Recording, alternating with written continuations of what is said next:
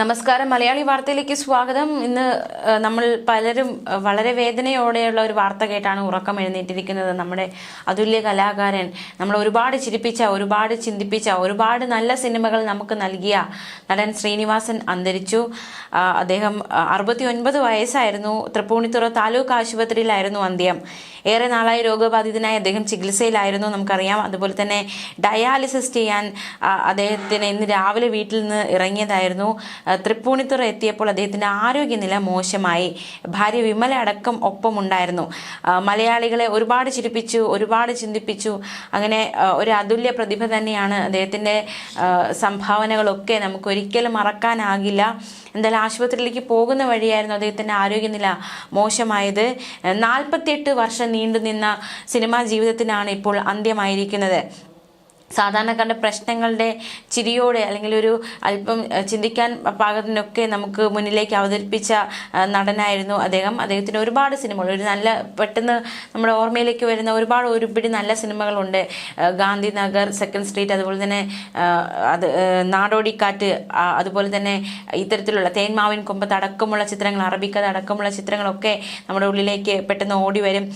ഒരുപാട് പുരസ്കാരങ്ങളൊക്കെ അദ്ദേഹത്തിന് കിട്ടിയിട്ടുണ്ട്. പ്രത്യേകിച്ച് നടൻ മോഹൻലാലും നടൻ ശ്രീനിവാസൻ, ഇവർ തമ്മിലുള്ള ഒരു കോംബോ അത് മലയാളികൾക്ക് എന്നും പ്രിയപ്പെട്ടതായിരുന്നു. നാടോടിക്കാറ്റ് എടുത്താലും അതുപോലെ തന്നെ ഗാന്ധിനഗർ, സെക്കൻഡ് സ്ട്രീറ്റ് എടുത്താലും അങ്ങനെ ഒരുപാട് സിനിമകൾ എടുക്കുമ്പോൾ മോഹൻലാൽ അതുപോലെ തന്നെ ശ്രീനിവാസൻ കോംബോ അത് പ്രേക്ഷകർക്ക് എപ്പോഴും ഇഷ്ടം തന്നെയാണ്. അത് നമുക്ക് മറക്കാനാകാത്ത നല്ലൊരു കോംബോ തന്നെയായിരുന്നു അത്. അപ്പോൾ തീർച്ചയായിട്ടും മോഹൻലാലും ശ്രീനിവാസനും തമ്മിലുള്ള ആ ഒരു സിനിമയിലുള്ള ആ ഒരു കഥാപാത്രങ്ങളുടെ ഒരു ഒത്തൊരുമ അത് നമ്മൾ ഒരുപാട് ആസ്വദിച്ചിട്ടുമുണ്ട്. നമുക്ക് ശ്രീനിവാസന്റെ ഏറ്റവും ഒടുവിലായിട്ട് നമ്മളൊരു വേദിയിൽ അദ്ദേഹത്തെ കണ്ടത് 2022 മഴവിൽ മനോരമ അവാർഡിലായിരുന്നു. അവിടെ വെച്ച് നടൻ ശ്രീനിവാസൻ വളരെ അവശനായി അദ്ദേഹം എത്തുന്നു. മോഹൻലാൽ അദ്ദേഹത്തെ വേദിയിലേക്ക് കയറ്റി അദ്ദേഹത്തിന്റെ മുഖത്ത് ചുംബിക്കുന്ന ദൃശ്യങ്ങൾ ഒരിക്കലും മലയാളികൾക്ക് മറക്കാൻ സാധിക്കില്ല. ആ ഒരു ചിത്രം നമ്മുടെ ഉള്ളിൽ നിന്നും മായുകയുമില്ല.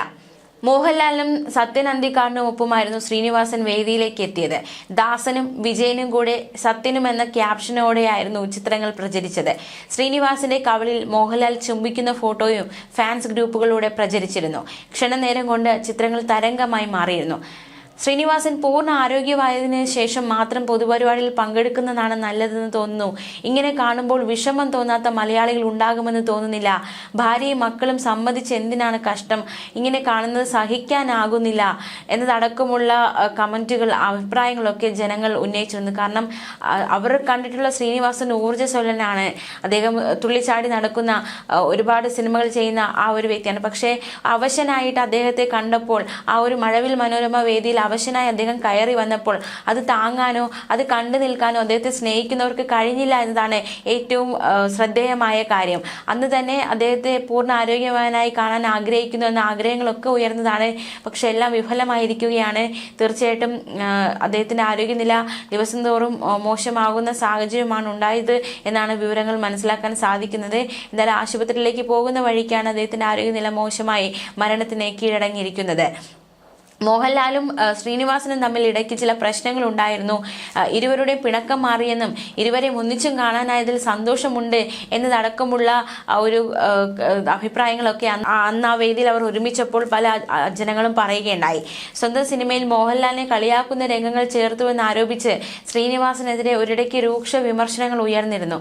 ആരാധകർ പരസ്പരം ഇതേക്കുറിച്ച് പരസ്പരം അങ്ങോട്ടും ഇങ്ങോട്ടും പോരടിക്കുന്ന കാഴ്ചയൊക്കെ നമ്മൾ കണ്ടതാണ്. രണ്ടുപേരും സിനിമയിൽ ഒന്നിക്കാത്തതിന് പിന്നിലെ കാരണങ്ങളെക്കുറിച്ചും ചർച്ചകൾ നടന്നിരുന്നു.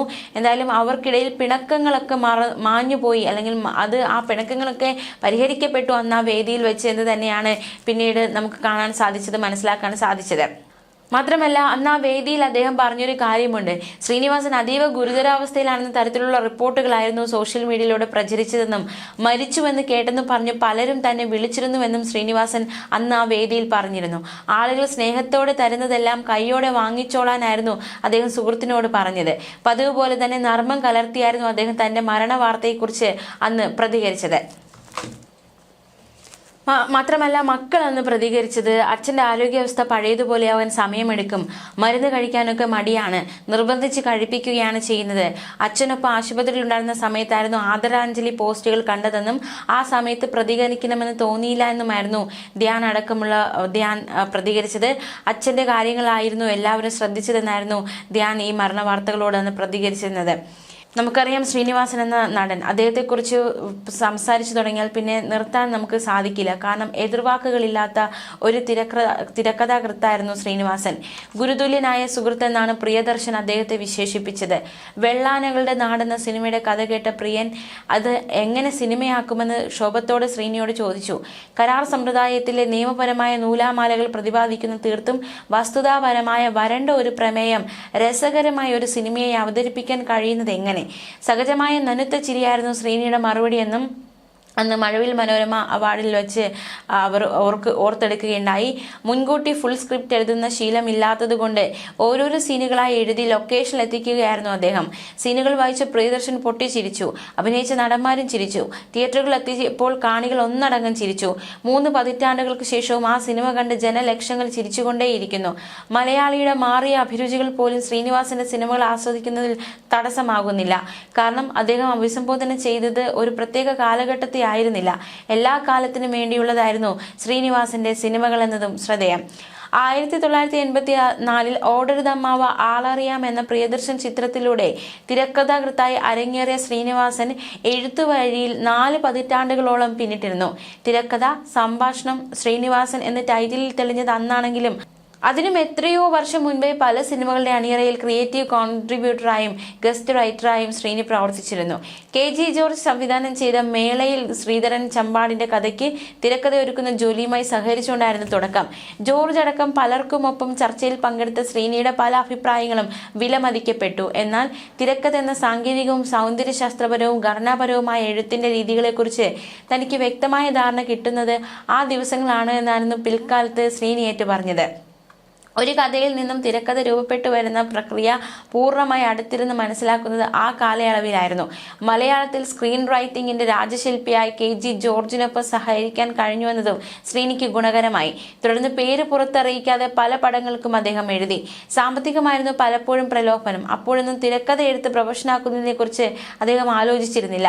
അഭിനയമായിരുന്നു അദ്ദേഹത്തിന്റെ ജീവിതം. പരിമിതികൾക്ക് നടുവിൽ നിന്നുകൊണ്ട് എവിടെയെങ്കിലും എത്തിച്ചേരുക എന്ന ഒരു ആഗ്രഹം പലരും ആഗ്രഹിക്കുന്നത്. നമുക്ക് പരിമിതികളുണ്ട്, ആ പരിമിതികളിൽ നിന്നും നമ്മൾ മുന്നേറുക, ജീവിതത്തിൽ വിജയം നേടുക എന്നതായിരുന്നു. അത് അദ്ദേഹം നേടിയെടുക്കാനുള്ള ശ്രമത്തിലായിരുന്നു. അത് അദ്ദേഹം നേടുകയും ചെയ്തു. ആദ്യകാലത്ത് കിട്ടിയതൊക്കെ നുറുങ്ങ് വേഷങ്ങളായിരുന്നു. പിന്നീട് പഞ്ചവടി പാലത്തിലും അങ്ങാടിയിലുമൊക്കെ ചെറിയ വേഷങ്ങളിൽ മിന്നിമറിഞ്ഞു. ഈ അവസ്ഥയ്ക്ക് മാറ്റം വരുത്തിയത് തിരക്കഥാകൃത്ത് എന്ന നിലയിൽ സംഭവിച്ച മുന്നേറ്റമാണ്. തിരക്കഥ എഴുത്ത് നല്ല വശമുള്ള പ്രിയദർശൻ സംവിധായകൻ എന്ന നിലയിൽ തിരക്കേറിയപ്പോൾ രണ്ടും കൂടി ഒരുമിച്ച് കൊണ്ടുപോകാൻ സാധിക്കാതെ വന്നു. അന്ന് ചെന്നൈയിൽ സ്ഥിരതാമസക്കാരനായിരുന്ന ശ്രീനിയെ പ്രിയൻ നിർബന്ധപൂർവ്വം തിരുവനന്തപുരത്തേക്ക് വിളിച്ചു വരുത്തി തന്റെ പുതിയ പടം എഴുതിയേ തീരുവെന്ന് ആവശ്യപ്പെട്ടു. പകരം നല്ല ഒരു റോൾ ഓഫർ ചെയ്തു. ഗത്യന്തരമില്ലാതെ ശ്രീനി പേന കയ്യിലെടുത്തു. അതിനെക്കുറിച്ച് പിൽക്കാലത്ത് ശ്രീനിവാസൻ സഹജമായ ശൈലിയിൽ പറഞ്ഞൊരു കമന്റ് ഉണ്ട്. തിരക്കഥാ രചന എന്ന അണ്ടകടാകത്തിലേക്ക് എന്നെ ബലമായി തള്ളിയിട്ട ഭീകരനാണ് പ്രിയദർശൻ എന്ന്. എന്തായാലും അന്ന് ഓടരുതമ്മാവ എന്ന ടൈറ്റിലിട്ട പടം നന്നായി ഓടി. പിന്നാലെ ജഗദീഷിന്റെ കഥയിൽ സിബി മലയിൽ മുത്താരംകുന്ന് PO എന്ന പടം പ്ലാൻ ചെയ്തപ്പോഴും തിരക്കഥ എഴുതാനുള്ള ചുമതല ശ്രീനിക്കായിരുന്നു. നടനായി നിലനിൽക്കാനും വളരാനും ഈ മാറാപ്പു ചുമന്നേ തീരുവെന്ന് ബോധ്യം വന്ന ശ്രീനി വീണ്ടും പേന കയ്യിലെടുക്കുകയായിരുന്നു. മുത്താരംകുന്നും ഹിറ്റായതോടെ ഒന്നിനു പുറകെ ഒന്നൊന്നായി സിനിമകൾ അദ്ദേഹത്തെ തേടി വരികയായിരുന്നു. ബോയിങ് അടക്കം അക്കാലത്ത് വൻ ഹിറ്റായ പല പടങ്ങൾക്കും തൂലിക ചലിപ്പിച്ചത് ശ്രീനിവാസനായിരുന്നു എന്നതും ശ്രദ്ധേയം. ഗാന്ധിനഗർ, സെക്കൻഡ് സ്ട്രീറ്റ്, സന്മനസ്സുള്ളവർക്ക് സമാധാനം, നാടോടിക്കാറ്റ്, അങ്ങനെ നിരവധി സിനിമകൾ. എന്തായാലും അപ്രതീക്ഷിതമായി ഉണ്ടായിരിക്കുന്ന വിയോഗമാണ്.